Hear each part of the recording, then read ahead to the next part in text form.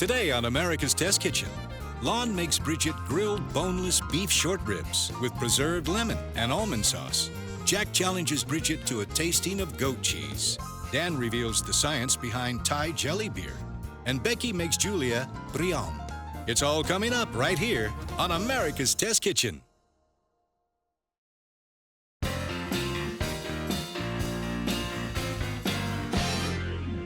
I get a lot of questions about different beef cuts.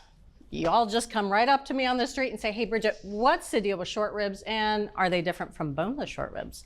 Let's discuss.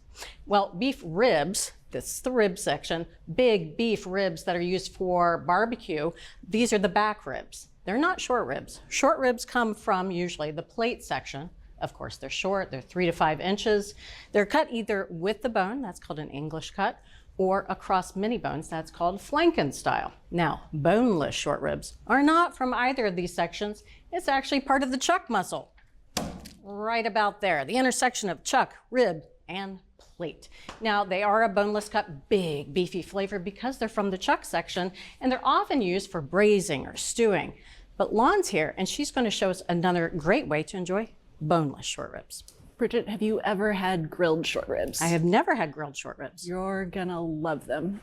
They have all the flavor of a ribeye and the texture of a skirt steak or a flank steak. Yes. It's delicious. It's that plate, rib, chuck section. It's kind of the trifecta. It is, it is. I've got 2 pounds of boneless short ribs here and just one quick bit of prep. Because it comes from one giant muscle, you'll see this sold in kind of different sizes. Mm-hmm. I think the easiest thing to do when you're grilling them is to cut them into 3 to 4 inch lengths. It just makes them more manageable, right, and it makes serving them easier. So I'm just gonna trim off any extra fat. A little bit is great. It helps with grill flavor because the fat drips off onto the grill and you get little flare-ups and like really great grill flavor. But we don't want giant fires, so a little bit of fat, good. It's got all that intermuscular fat too. Right? That marbling is just spectacular. You just know it's gonna taste delicious. So that looks like 4 inches, right? Sure. So that looks great. And we'll have this. So I've got 2.5 teaspoons of kosher salt, and I'm just gonna get this all over these pieces. There's no technique here, just coat it. Yeah. This is 1 teaspoon of pepper. I am sprinkling very slowly all over these shorties. This can hang out at room temperature. It doesn't need to go in the fridge because we'll be cooking it shortly. I'm gonna give these 1 hour for the salt to kind of penetrate and do its work. It's gonna season the meat, help the exterior not dry out. I'm gonna go wash my hands, but then we'll get back and get to a sauce. Okay. Now these grilled short ribs are really great with a squeeze of lemon and a sprinkle of salt, but I'm gonna make something a little bit more special for you. Lovely. Right? So this sauce starts out really simply with a 1/4 cup of sliced almonds, and you can use blanched or unblanched. It doesn't really matter too much, it's up to you, but they have to be sliced. Just gonna run a knife across this. I'm not looking for a fine chop or anything. I want them to add some texture, but they don't quite need to be that big. And that's it. I'll throw this into that skillet over there. It's an 8-inch skillet, and it's got a tablespoon of extra virgin olive oil in there. Before we start cooking, let's get to the preserved lemons. I want to get all of my prep out of the way. I'm looking for 2 tablespoons of finely chopped preserved lemon, and you can use the pith and the interior. All of it is edible except the seeds. And you can check out recipes for the preserved lemons on our website. I'm just going to run a knife through this. Just gonna chop. So let's measure out 2 tablespoons and right into the bowl. So I've got a tablespoon of extra virgin olive oil in here, and I'm just gonna crank the heat up to medium high, and we're gonna toast these nuts, stirring constantly until they become kind of golden brown. It goes pretty fast, it's just a minute or 2. And really the only key is to stir constantly. I like doing this with oil in the pan. I think it toasts more evenly. So I don't know if you can hear this, but once you get that sizzle going, you're pretty close. That's just like the last of the water and those nuts popping its way out of there. As that water leaves, the nuts are gonna start to pick up color. I can smell it. Oh, lovely. Yeah, a nice toast. That actually looks perfect. Woo, still sizzling. I know, right? So to finish this off, I've got a 1/2 cup of minced parsley, a 1/4 cup of extra virgin olive oil, 2 tablespoons of lemon juice, 2 tablespoons of the brine from the preserved lemons, and just to round out the flavors, a 1/4 teaspoon of sugar. Give that a quick stir. So we'll let that hang out for 15 minutes, and those flavors will continue to meld and seep into the oil. It'll taste fantastic, and you can even make this a day in advance, pop it in the fridge, and you just pull it out 15 minutes before serving to let it warm up. So we're gonna give that beef its 1 hour rest and then head on outside to the grill. Bridget, let me show you what I've done. I had 7 quarts of charcoal, and that's a mounded large chimney starter. Lit them up, let those coals get partially ashed over, and I went ahead and filled just half of this grill. This kind of concentrates the fire to one side instead of having kind of a dispersed heat. So 2 levels of heat. Yeah, so I'm gonna give this a quick scrape. I wanna oil this grate lightly, and I don't need a ton of oil on here. This just helps prevent sticking. And that's just a water paper towel. Yeah, really simple. This is one of my favorite cooking methods because it's so easy. We're just gonna take these ribs and pop them over the hot side. That's a good sound. Right? It's a great sound. I'm gonna rotate them every minute as they cook. As I keep rotating them, they're gonna cook really evenly. They're gonna pick up more and more browning. Now, if I were doing this on gas, I would actually pop the lid on because that traps the heat and it kind of helps the ribs brown a little bit better. On charcoal, you're getting so much radiant heat from those coals, like the little bits of orange glow coming up from there. That's actually helping the ribs cook and brown, so we don't have to pop a lid on. One thing I'm seeing right now is like we're getting little bits of flare up in there, and small flare ups are great. Bigger flare-ups like that one, not so great. I'm just gonna move these ribs around as necessary. Nice. To keep them out of that flame. Those big flames, they're gonna leave like this charcoaly, ashy residue, and we don't want that. Not good. So I'm gonna take these ribs to 130 degrees. And the reason I'm doing that, short ribs have a good amount of collagen and fat in there, and that extra cook kind of helps them eat a little bit more tender. And it's really nice. You don't have to if you want a more rare cook, totally fine. Just expect it to have a little bit more bite. Okay. The thickness of the short ribs will really determine the cook time. If you have thinner ones, they go fast. Thicker ones take a long time. I find that depending on what you're using, it'll take anywhere between 8 to 14 minutes. Okay. And you're gonna fiddle with it the whole time. I get to fiddle the entire time. I just want to rotate every minute. You were not kidding when you talked about the browning. Right?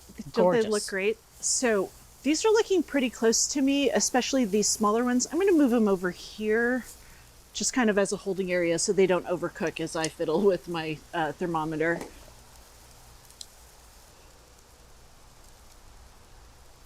Bridget, 129. This looks good to me. So let's pop this on that board. We're almost there. I just want to tent this with foil, let them rest for 10 minutes, and then we can dig in. Sounds good. Let's head inside. Bridget, you've been very patient. It's been 10 minutes. Let's eat. Reward. The only other thing you need to know is that you want to slice these really thinly when you're slicing them. You'll see that I am slicing these across the grain. When you look at this cross section, you're not seeing lines across. That's what happens when you slice with the grain. And slicing across the grain helps the seat that much more tender. How beautiful does that look? Stunning. Lovely. Yes, you ready? I am so ready. I always give this a nice stir. The lemon juice and brine kind of settles to the bottom. So if you're skimming from the top, all you're getting is olive oil and you won't get as much of that lemon flavor and that acidity. Oh, spectacular. Cuts so easily.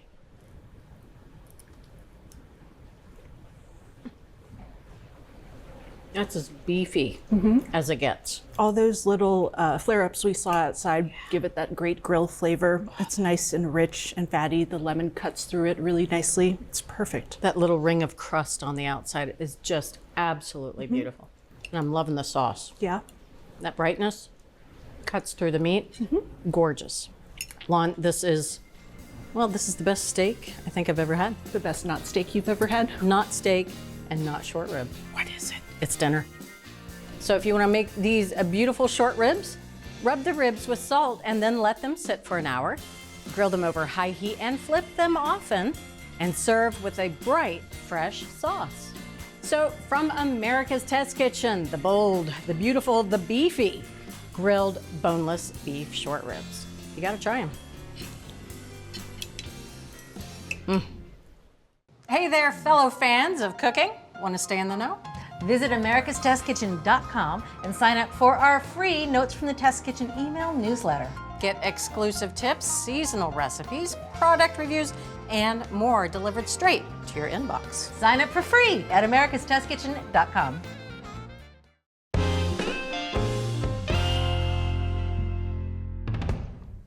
The 1980s brought such trends as giant shoulder pads, big hair, and goat cheese on every menu of every fancy restaurant nearby. And here to celebrate the world of goat cheeses, because that trend stuck, is Jack Bishop. Yeah, I didn't bring my big hair and I didn't bring my big shoulder pads, but I brought the goat cheese. All right, all right. You know, we think of goat cheese as, you know, this, but all of these things are goat cheese. And it is a wide, wonderful world, and you get to travel with me. I'm very excited. I love goat cheese. So first up, this is a Laura Chanel fresh goat cheese. This is an American cheese. Probably Laura Chanel is the most famous of the American cheesemakers in the goat field. It's bright, lemony, delicate, a little bit crumbly, a little bit creamy, absolutely delicious. It's gorgeous. It's smooth, it's bright, nice and salty. Love it. Yeah, a lot of goat cheese can then be aged. And as it's aged, it gets more nuanced. You get more caramelly notes, nutty notes. The next cheese is from France. This is the Valençay here. Gorgeous. It's got ash, and this is vegetable ash, which actually has a function. It doesn't have much flavor, but it has a drying out. So it helps the exterior of the cheese, in this case, so it allows a relatively young cheese to hold its shape. It can also be the ash in the middle, which gives you a sort of contrasting texture. The middle of this cheese with the ash running through it is a little bit drier than the parts that are further away from the ash. The other thing about this is, of course, this was once a pyramid, or at least that is the legend. And because of Napoleon's losses in Egypt, they removed the top of the pyramid so he wouldn't be reminded of Egypt every time he saw this cheese. I do not doubt that story at all. That makes total sense, you know, knowing Napoleon. Yeah, so what did you think of that cheese? I mean, it's obviously quite different from the fresh goat cheese. It is. It still has some salty notes, but it's got a lovely kind of lemony flavor to it. Yeah. So next up, for the Boucheron, also from France. Now this is got a bloomy rind like a Camembert or a Brie. I really think of this as two cheeses in one. You get the best of Brie and goat cheese. It's got two textures, double the deliciousness. It's two cheeses in one. It's two cheeses in one. I mean, this is just a glorious, yeah. That's buttery and tangy. Oh, that's gonna wake you up, but I love the texture. You get a little bit of that crumbly texture, and this is almost like a sauce. Last but not least, we're going to southern Spain. This is the Drunken Goat. This is aged close to 2 months. It's got a much firmer texture. You can actually slice it. The rind is from being dunked into red wine, which gives it that unique color. I wouldn't say it adds a lot of flavor, but it's quite distinctive. Beautiful. So you got to pick one favorite goat cheese, you know, which is the one that you're going to want to take home tonight. This one. Not even hesitating. Yeah, let's say. It's absolutely beautiful. The Boucheron is absolutely gorgeous. It's got that creaminess. It's got that little bit of a crumbly center. Beautiful rind. Yeah. Not kidding around with that one. Well, thank you, Bridget. Well, if you want to learn more about goat cheese, you can go to our website where we have all of this information and so much more. Are you ready to take your cooking to the next level? Introducing the complete America's Test Kitchen TV show cookbook. Featuring every recipe from every episode of America's Test Kitchen. That's thousands of recipes. That texture is unbelievable. Reviews Gadgets you didn't know you needed. and tips. Yes, there's some terrible choices, but there are also some amazing choices. We've spilled all of our secrets and included our insider notes alongside each recipe. Plus, there's a handy shopping guide so you know exactly what to grab when you're at the store. And of course, it makes an excellent gift. Get your copy today at americastestkitchen.com.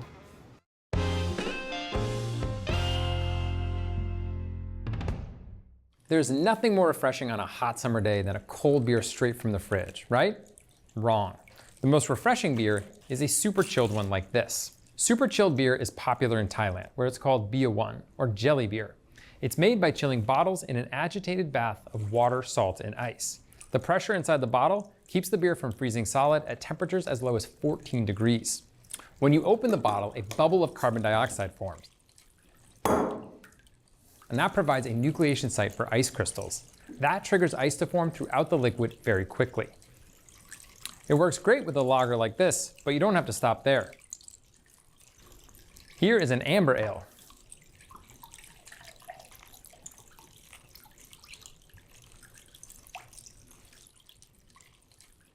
You can also trigger the reaction in different ways, like dropping in a straw.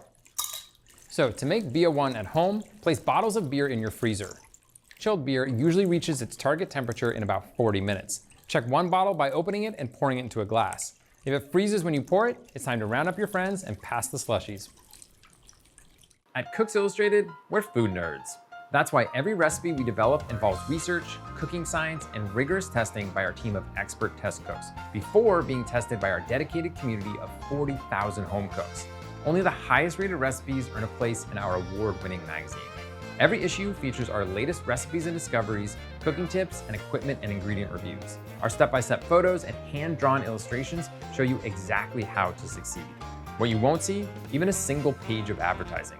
We've worked for home cooks like you for over 30 years. So, are you ready to become the best cook you know? Subscribe to Cooks Illustrated magazine at cooksillustrated.com today.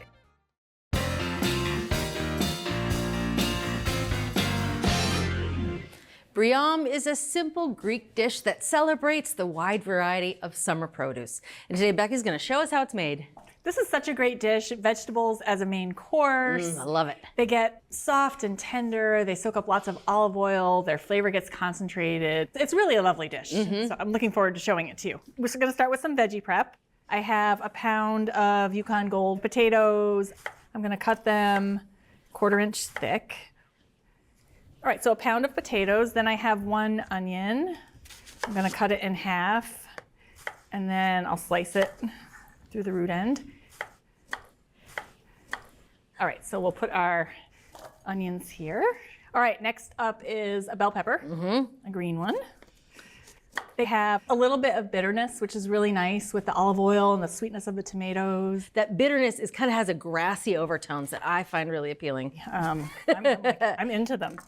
So I cut my pepper in half. I'm gonna pull out the ribs and seeds here. So I'll just cut them like this. For the peppers, I want about 2-inch matchsticks. Next up, we have zucchini, and we want a total of 12 ounces of zucchini. We want these little small ones for this recipe. The smaller ones have fewer seeds, so you get more of that yummy flesh. And again, 1/4 inch. All right, and lastly, we want 1.5 pounds of tomatoes. That's about 3 nice round tomatoes here. And this is best with, really good farmer's market tomatoes, but I've made it with supermarket tomatoes, and honestly, it turns out really well with supermarket tomatoes too. You just don't want to use plum tomatoes for this recipe. They're a little bit too dry. And now we're ready to assemble the dish. Okay. So we have our pound of Yukon Golds. And there's really no particular way that the veggies should be sliced or layered, but this is just how we decided to do it. We're gonna make a nice sturdy base with the potatoes. So 1/3 cup of olive oil, and this is the time to get out the good stuff. Okay. So use really nice olive oil here. You wanna taste that fruitiness, the grassiness. It's one of the primary flavorings in the dish. 3 garlic cloves minced up, and 1/2 teaspoon salt. Okay, and now we'll add 1/2 of our onions. There's 1/2 of the onions, and now I'm going to add 1/2 teaspoon of dried oregano and 1/2 teaspoon of black pepper. All right, now we'll add our bell pepper. And I like building all these beautiful layers, all the different colors. Yeah. Okay, now the rest of our onion. Okay, now I have 3 sliced garlic cloves. A little different type of garlic essence there. We had the minced ones that were mixed in with potatoes. The potatoes and the olive oil in the base. Yep. It's almost treating the garlic like its own little vegetable. Yeah, exactly. All right, so there's our garlic. More oregano. This is a 1/2 teaspoon. Every piece of veggie is gonna be just perfect. Okay. And then a 1/4 teaspoon of salt. I love how you season each layer of vegetable with sort of a repeating flavor so that the whole thing will come together in the end. Yeah, that's it. Every little piece is gonna be just right. That was a 1/4 teaspoon of pepper that I just put on. All right, here goes our zucchini. That was 12 ounces. And let's add our tomatoes. Oh, so everything gets basted in that glorious tomato juice. All right. Kind of layer these on top, sort of shingle them a little bit. All right, that looks pretty good to me. That looks great. Yeah. All right, so now I'm gonna hit it with another 1/3 of a cup of olive oil. And I know it's a lot of olive oil, but that's what this dish is all about. We want the veggies to soak up all that delicious flavor. Okay, and then 1/2 teaspoon of salt, because we want these tomatoes to be beautifully seasoned, of course. And 1/4 teaspoon of pepper. And that's all it takes. I mean, for the amount of work that required for this dish, you get a huge payoff. Oh, I love it. Yeah, I'm a really big fan of this dish. Okay, so I'm going to cover this with a sheet of foil. When we didn't do that, the tomatoes dried out a little bit on top, and we don't want that to happen. We want to preserve all their beautiful juices. Seal the sides, but I'm going to leave the ends open. All right, so this is going into a 400-degree oven for 30 minutes. Then I'll take off the foil, and then I'll let it go for another 40 to 50 minutes until everything is really nice and tender. Ooh, sounds delicious. Yeah. All right, it's been 80 minutes. Let's see. Oh, Ooh. I like what I see. me too. Okay. All right, everything's bubbling in that amazing olive oil. Oh, I know. Look at that. It is scorching hot, huh? Yeah, so good. The tomatoes have collapsed. They start to brown a little bit at the edges. I'm just gonna poke in with my paring knife here. I wanna make sure the potatoes are tender, and they are. They're meltingly soft. Ooh. Ooh, I'm excited to taste this. Me too. We're gonna let it cool for 20 minutes. You could also serve this at complete room temperature. You could serve it chilled even. It's kind of anything goes. I like that. Yeah, so we'll come back in 20 minutes and we'll give it a try. Okay. All right, it's been cooling for 20 minutes. And This now, looks amazing, Becky. yeah, I'm really looking forward to digging in here. I'm gonna add a 1/4 cup of parsley on top. Oh, a nice fresh hit of something green. Yeah. All right, can I serve you? Yes. Oh, look at that. Ooh, the veggies soaked up all the beautiful olive oil. It's like a self-made sauce. Yes, exactly. All right, I got us some really nice bread to go with it because we have to soak up all that olive oil. Yum. And then a great feta cheese is also traditional to serve with this. Oh. I'm also gonna give you a little more of this olive oil. Oh, hello. There you go. All right.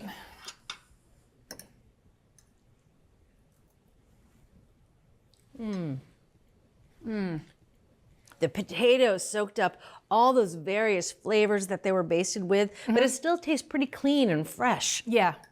You taste the oregano, you taste the garlic. Nothing's overpowering. No. It's just a nice melding of flavors. Yeah. Everything's meltingly tender. Oh. Oh, and the bread, a little bread and feta mixed in. Oh my gosh, this is my perfect meal, Julia. I agree with you. Yeah. Oh, hello.